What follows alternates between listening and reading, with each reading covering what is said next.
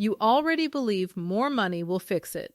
A bigger paycheck, a fuller account, and the tight feeling in your chest finally loosens. So here is the strange part. Researchers have now found the exact income where that stops being true, where another raise buys you almost nothing, and for some people, makes things a little worse. 2 Nobel-winning teams spent years fighting over that number. In 2023, they finally agreed on it, and it is lower than the life you are probably chasing right now. So let me give you the number first, because you have waited long enough for it. The line where extra income starts doing almost nothing for your day-to-day happiness sits a little above $100,000 a year. Not the $10 million you imagine when you think about being set for life. 100,000. And for a specific group of people, crossing that line does not lift the weight at all. That is the finding, and once you understand why it happens, you will look at your own paycheck completely differently. To understand how they landed there, you have to go back to 2010, to a study out of Princeton University that reset how an entire generation thought about money. 2 researchers, Daniel Kahneman and Angus Deaton, both of them Nobel laureates, dug into Gallup survey data covering hundreds of thousands of Americans. They were not asking a vague question about whether money matters. They were splitting happiness into 2 very different things. And that split is the key to this entire story. The first kind of happiness is your emotional well-being. That is your actual mood on an ordinary Tuesday. Whether you are laughing, whether you feel relaxed, or whether you are stressed and short with the people around you. It is the texture of your regular day, the emotional weather you live inside. The second kind is your life evaluation. That is what happens when you sit back, look at the whole shape of your life, and rate how you feel about it. One is how you feel while you are living.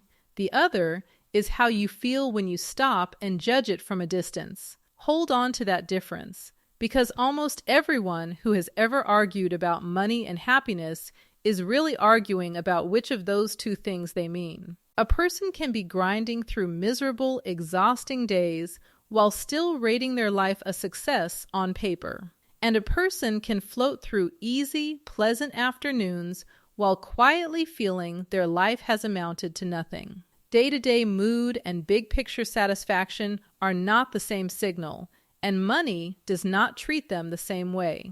Kahneman and Deaton found something that stuck in the public imagination for over a decade. Your life evaluation, that big-picture score, kept climbing as income rose. More money, more satisfaction, all the way up. But your everyday emotional well being told a different story. It rose with income too, right up until about $75,000 a year. And then, according to their data, it leveled off. Past $75,000, an extra raise barely moved how you actually felt on a normal day. That number became a kind of permission slip. $75,000.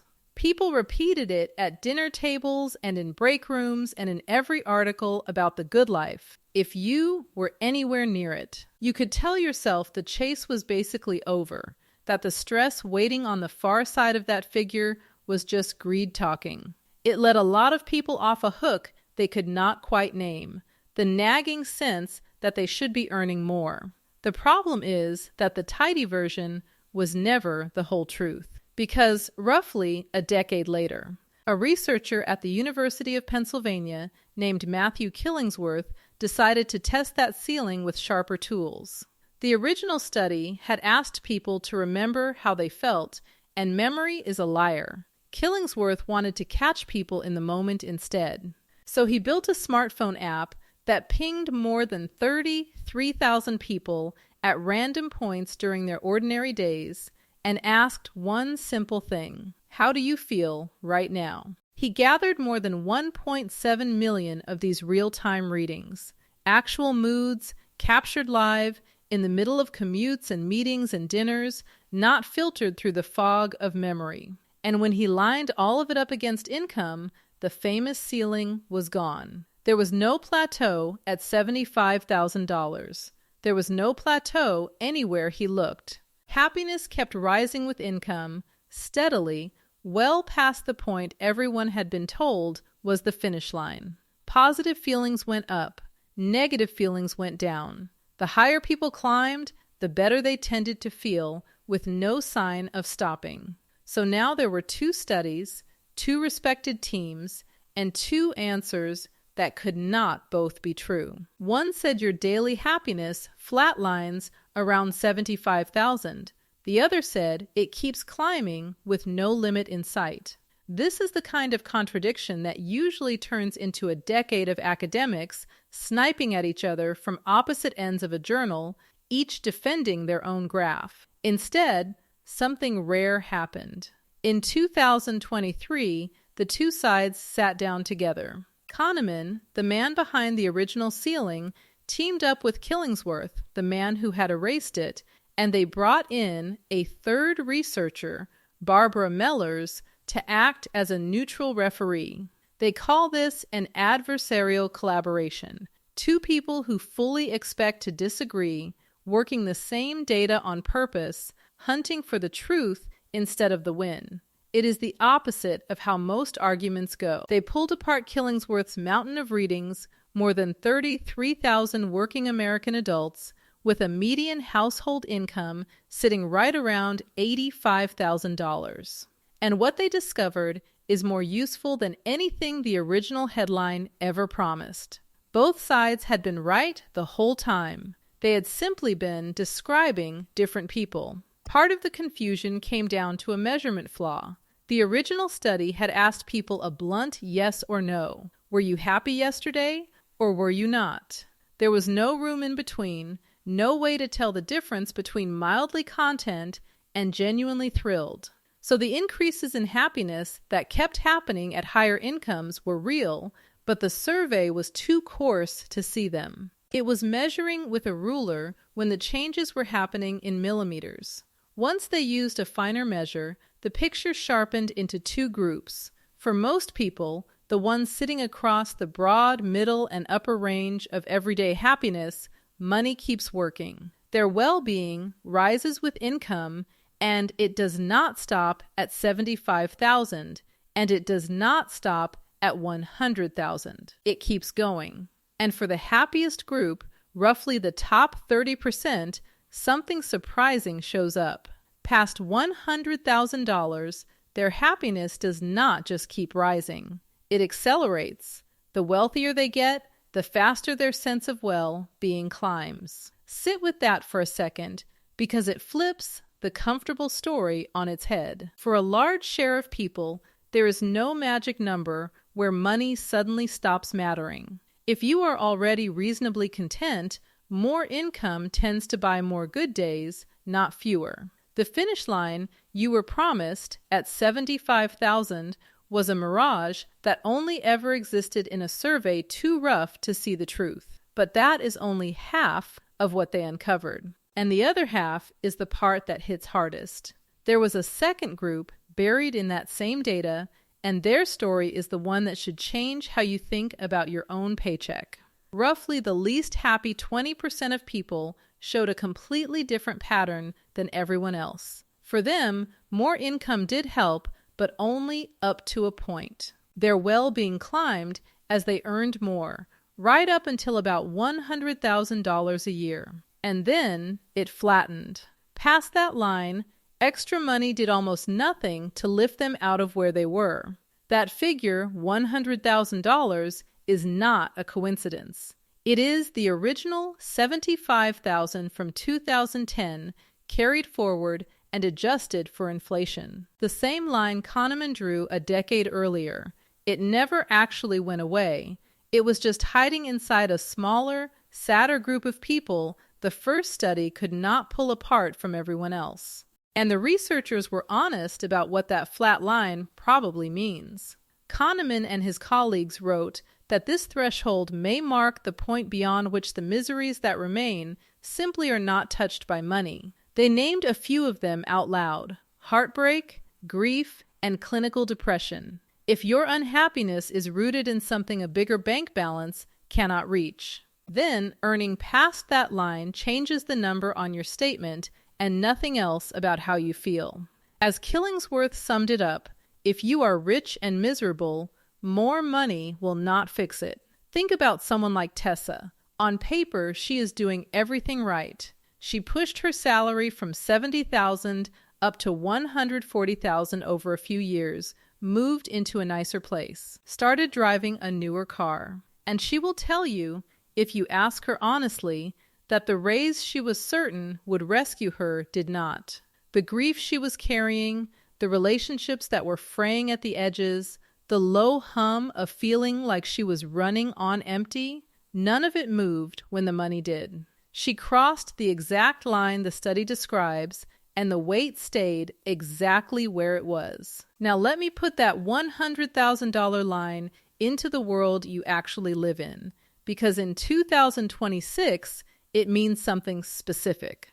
That threshold from the original study, once you carry it all the way forward through the inflation of the last 15 years, lands near $113,000 in today's money. So the point where daily happiness starts to plateau, for the people it plateaus for at all, now sits well above what most households in this country ever bring home. The median household income in the United States is about $84,000, according to the most recent census figures. That is the middle of the entire country. Half of all households earn less than that. Even households run by someone with a college degree land at a median of about $133,000, which sounds like a fortune until you notice it is barely across the very line where the plateau is supposed to begin. Which means, for a huge share of people watching this, you are nowhere near the ceiling. You are still on the steep part of the curve, the part where more money genuinely does buy more good days and less fear. The plateau is a wealthy person's problem, and most people never actually reach it. The thing you were told to stop chasing is a place you have not even arrived at yet. There is another layer to this, and it comes from a separate study out of Purdue University that asked the same question across the entire planet. Researchers there, led by Andrew Jebb, ran the numbers on the Gallup World Poll, more than 1.7 million people spread across 164 countries. And they found that the satiation point, the income where happiness stops climbing, is not one universal number stamped on all of humanity. It moves depending on where you happen to live. Globally, they landed on about $95,000 a year for that big picture life evaluation, and somewhere between $60,000 and $75,000 for day-to-day emotional well-being. But in wealthier regions, the number ran higher. In North America, life evaluation kept rising until about $105,000. In Australia and New Zealand, it climbed all the way to $125,000. And in Latin America and the Caribbean, it sat far lower, around $35,000. The richer the country around you, the more money it seemed to take before people felt like they finally had enough, which tells you something a little uncomfortable. A lot of what you think you need is not set by you at all. It is set by the people standing next to you. The Purdue team found one more thing that should genuinely stop you cold. In several regions, including North America, once people pushed well past that satiation point, their life evaluation did not simply flatten out.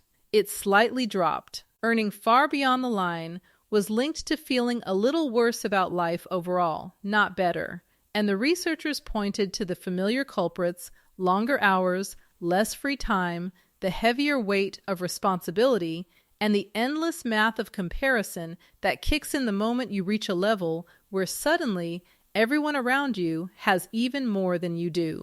If this is already shifting how you think about your own paycheck, subscribe and stick around, because the reason this plateau happens is the part that actually lets you use it in your own life. So the obvious question is, why? Why would more money past a certain point stop paying you back in happiness, or even start charging you a small tax on it?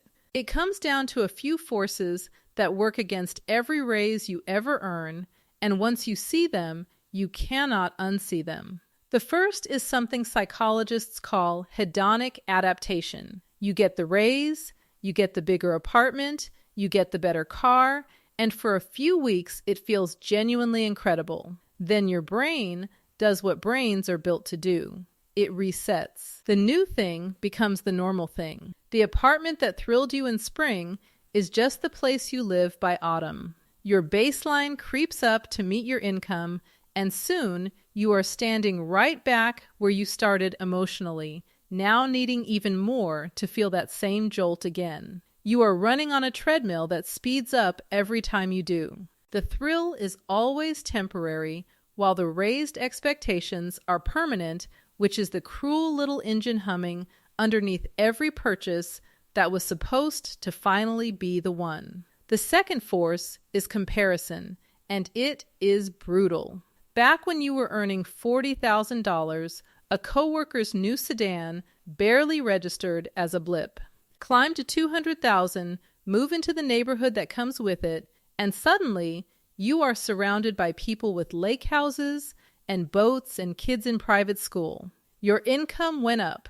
Your reference point went up faster. You can earn 95% of the country and still feel like you are falling behind because you moved into a zip code where everyone else earns 95% of the country too. The finish line runs away from you at exactly the speed you chase it. The third force is the one almost nobody warns you about ahead of time. Time itself. The income that carries you past that satiation line usually does not show up for free. It arrives strapped to longer hours, heavier responsibility, and a phone that never really goes silent. Think about someone like Arturo. He chased a promotion from a comfortable $100,000 up to a corner office paying $240,000. The money was absolutely real. So was the price. He answers emails at 11 at night. He has not taken a full weekend off in months. And that extra $140,000 quietly bought him a life with almost no room left inside it. On paper, he won the game. In his actual lived days, the very thing money is supposed to buy, the ease, the breathing room, the unhurried time with people he loves, all of that got scarcer, not greater. He got the exact number he wanted and lost the life he wanted to spend it on. And once you reach the top of the ladder, that outcome is closer to the rule than the exception. And this is where the whole story finally comes together. The lesson buried in 15 years of research was never really about the dollar figure at all. It was about what those dollars removed. Down at the bottom, when money is genuinely tight, every extra dollar buys something enormous. It buys the rent paid on time, it buys the car repair that does not spiral into a crisis, and it means a grocery run where you do not have to do quiet arithmetic at the register. Money at that level is not buying luxury.